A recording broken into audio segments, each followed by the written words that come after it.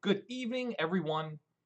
It is a very snowy night out tonight. Not a lot of snow, but it's definitely the beginning of winter for us up here in the Great North. Tonight, going to be looking at Dimir Mystic. It's a pretty cool deck. It focuses around the Marine Mystic, and then just trying to keep it alive, getting to it, playing a bunch of cantrips to utilize the tokens. Earlier on, we have some cool stuff. Getting into the deck.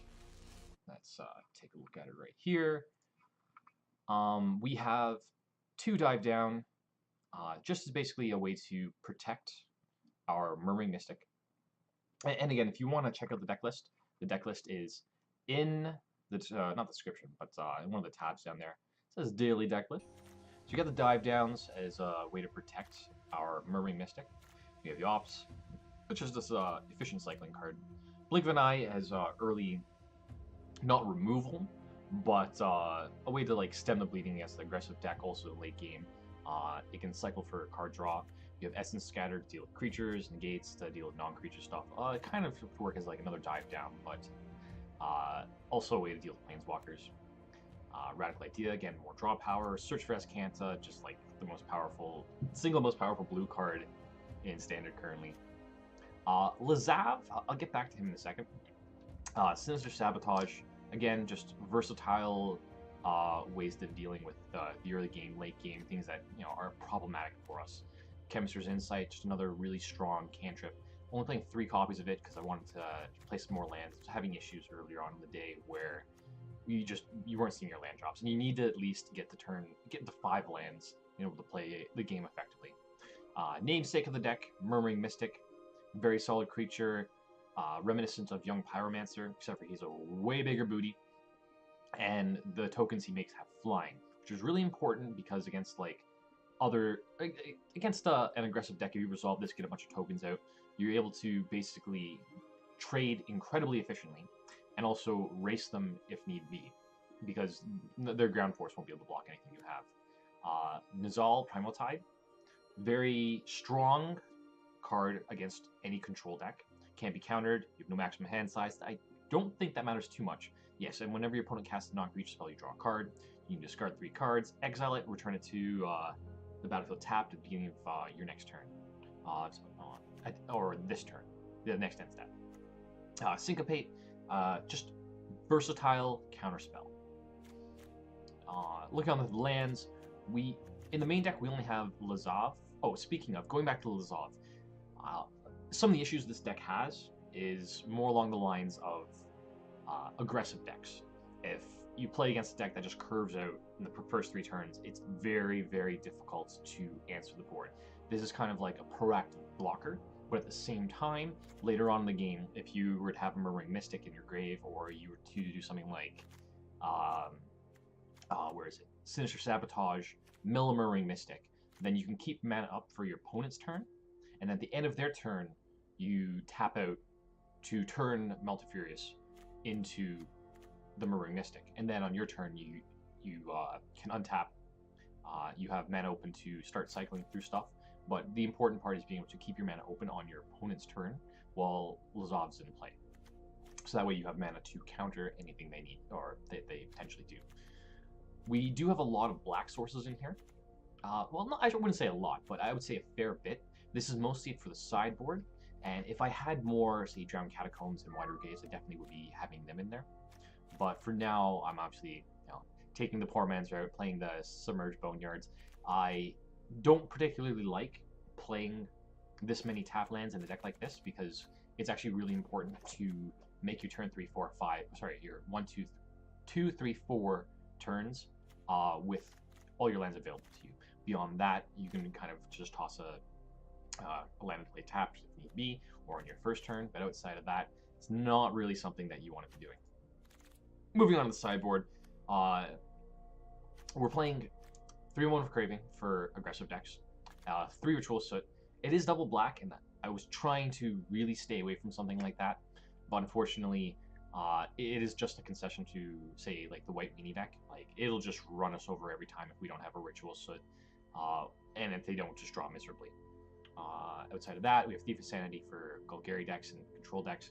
We have Unmorged Ego against any deck playing Carnage Tyrant. I put a bit of thought into this, and I asked myself, how do I beat a Resolve Carnage Tyrant? The answer is I just don't. The only real removal to it, if they get it on board, is Murmuring Mystic with just a bunch of tokens and blocking it. Outside of that, I really got to get this out before they seed their Carnage Tyrants. Other side deck cards, we have River's Rebuke. I guess that is a way to put it back in their hand, but ultimately this is more so for the just heavy control decks, Golgari decks. And then Entrancing Melody is another answer to aggressive decks. Okay, that being said, let's get into some games. We'll do our usual league type thing. How do we do this? Alright, waiting for our first hand. Let's see what we get. Okay, we have 2 lands. We do have 2 ops and 2 radical ideas. We obviously don't know what we're playing against, but we are playing best of 3. So I think it's safe to keep this for now. We can dig through at least 1, 2, 3 cards, 4, 5 cards to see at least the next couple of lands. So I think we should be good with this. Obviously we're going to be opting for their turn. Just to... Okay, mono red. Now, no other deck starts with yeah. We had a hard time with this earlier today, but we were able to take a few games off them. It's very important to have the turn for Murmuring Mystic. Okay, it's going to go to the bottom. Sister Sabotage, okay. Like to see another land. Pass the turn.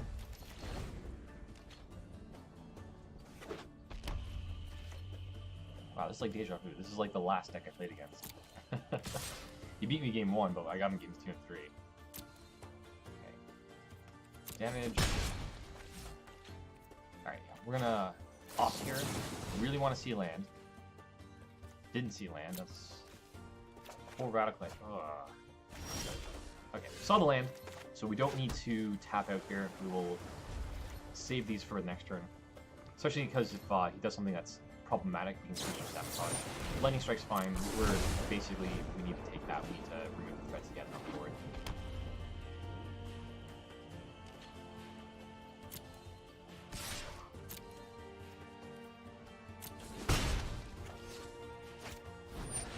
Shino Pyromancer.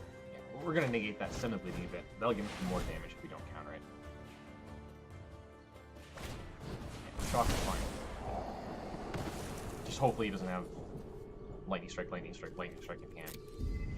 As long as that's not the case, we should be okay.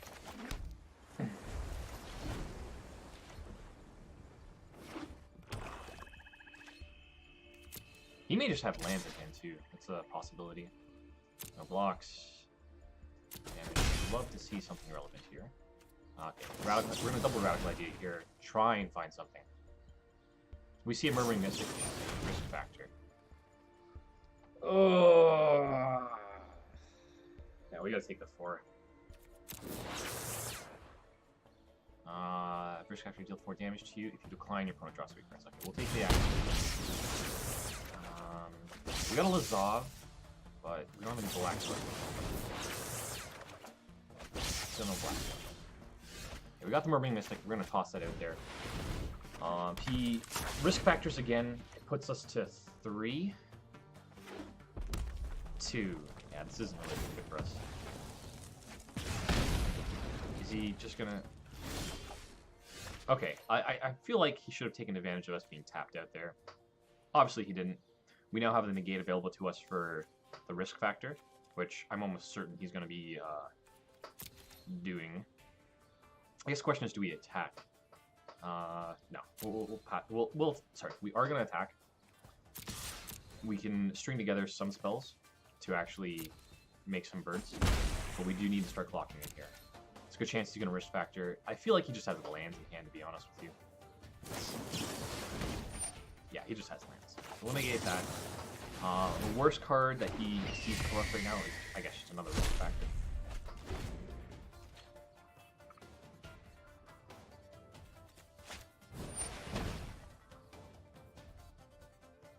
Whenever you cast an instant or sorcery spell. Okay, I guess that resolves.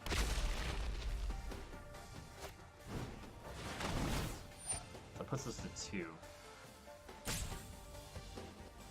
Okay, yeah. Resolve. So if he sees 2 more spells at least, we just lose. Alright, for this, get rid of the resolve, because that's definitely not coming into play anytime. We got this, which is good. I would have liked to see another land there, but we should be okay here. Attack with everything. This will put us to 1, so we kind of just have to dodge, like, 2 spells in a row. If we can do that, we should be fine. Pass the turn. Would have loved to see another land there. We could have, like, started churning out. Oh, that was the actual worst card for us in the top deck. How much does this cost? 3 mana? Damn. Yeah. No. That was actually just the worst card for him to draw for us.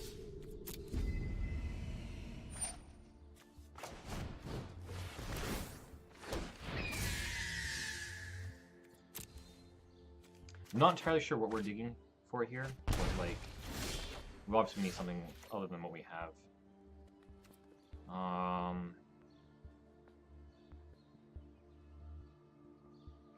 Yeah, we basically needed a counter, bounce spell and a counter spell. We have 2 come into play tap lands. Damn.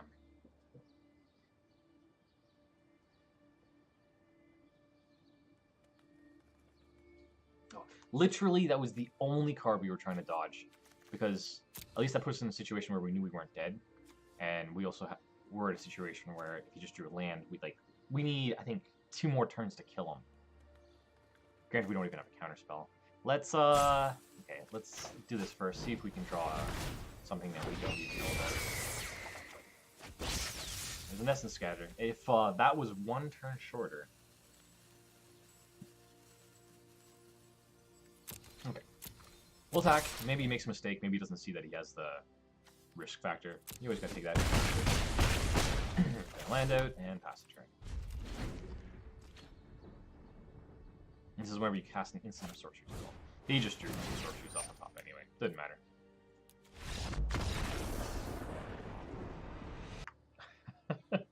I actually have not seen this in this game, or on this client, yet. Drawing no lands. I actually was beginning to think it was impossible. Okay, we can play everything at least. Don't really like this, but we do have a couple turns. He's not going to put a lot of pressure on us. Would like to see the Unmorged Ego, which was in our opening hand. Yes, but I was checking my grave constantly, and I swear it was saying 6. And then when Search for Canada triggered, I put it in the grave. At least I'm pretty sure I put it in the grave, and it didn't flip. But it wouldn't have mattered. He was killing us on the next turn anyway, and the only line of play we had was basically cast out Murmuring Mystic, and we could have activated the Search for Escanta, and then done nothing. Alright, we'll get rid of these come into play tap lands. Hopefully he doesn't have the Enigma Drake here. Sure, of course, okay. Then we can get up the Murmuring Mystic next turn, and start making blockers and whatever.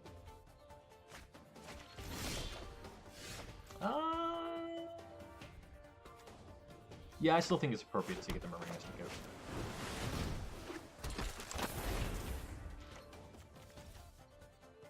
Because right now, his plays, if he plays the Drake, like, we block it forever. Okay. Perfect for us there. Maybe we can, like, catch him into actually casting out one of the Phoenixes and we just syncopate it.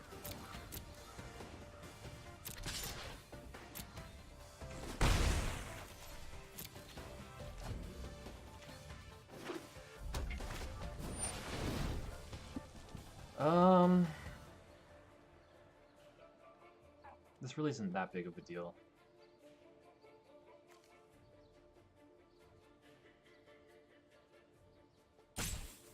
No, he does draw a card. We'll just get rid of it for now. We do have the Radical Idea. If we didn't have the Radical Idea, it probably might have been correct to actually not syncopate that and just Chemistry's Insight this turn.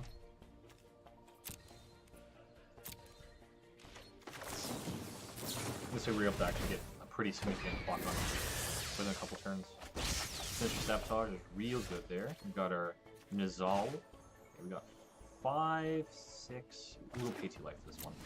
So that way we can Chemister's Insight and Radical Idea next turn.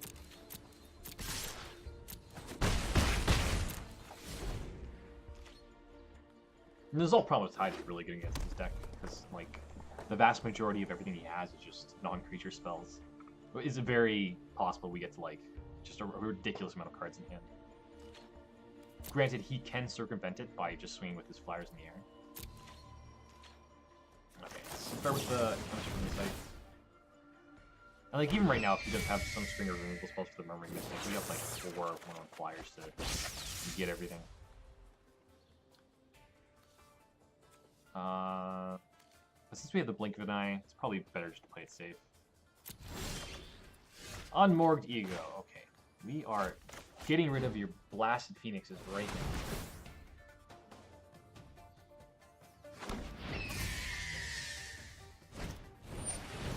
Fiery Cannon. No, I kind of want to keep my Phoenixes. Thank you. Or my birds.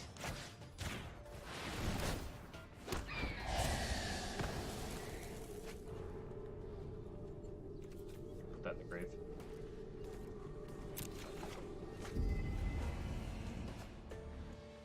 Okay, we want the Phoenix. I wonder how it generates this list here. Here. Oh, what's his name? Stupid Phoenix. It's Arclight Phoenix. Yes, yes, yes.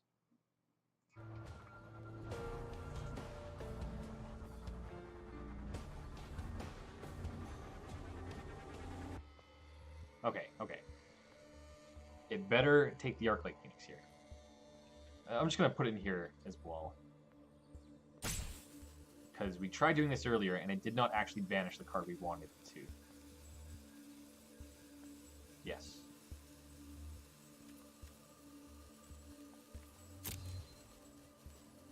Okay, we actually have to look at his hand now. He's got a Niv Mizzet, which he can cast. Okay. Do we get to look at your deck? Oh, alright.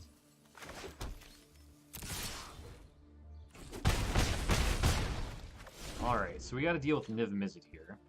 Fortunately, we can see how well Nizal Primal Tide stands up to it. What? He opted not to go for that? Okay. Beat me. Just try it. Does he have enough to actually kill him? No, he doesn't.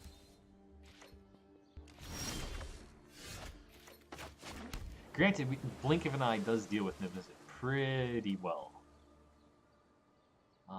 What do we do here? So if we attack him, we put him on a 2-turn clock. We have Primal Tide. We only actually have 2 cards in hand right now, so Primal Tide's probably not the best option here. He can hit us for -3, 1, 2, 3, 4. Oh, he has the dive down too. All right, he's waiting the extra turn just so he can dive down Niv Mizzet. All right, we are going to actually just attack with everyone here. Because if he plays out Niv Mizzet, we can actually string together a bunch of spells here to actually just overwhelm him with tokens.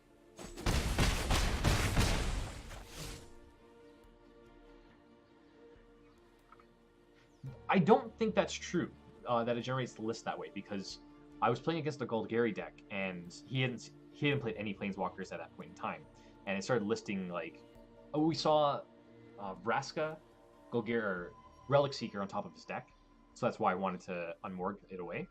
But the only Vraska it was giving me an option for was Golgari Queen. 1, 2, 3, 4, 5, 6, 7, 8. Okay, pass the turn. Return target non-land permanent to its owner. Oh, come on. I just want to peek. The weight is killing me. So if he plays out the Niv Mizzet, in response to it, we're gonna, I think, double Chemistry Insight. That's fine. Wait, what? He just discarded an Arclight Phoenix?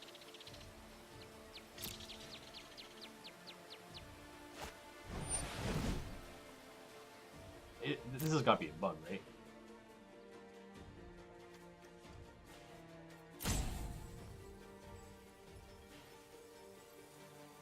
Yeah, I don't know if we did something wrong there, but I know we hit Arclight Phoenix, and he just discarded one.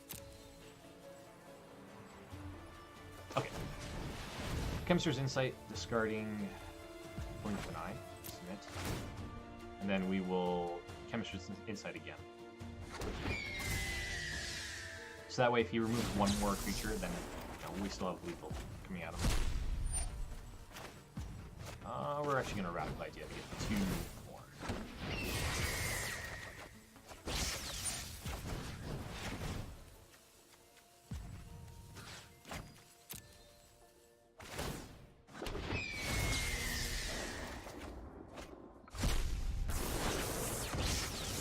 Okay, yeah, so, yeah, that actually happened to us in our last game as well.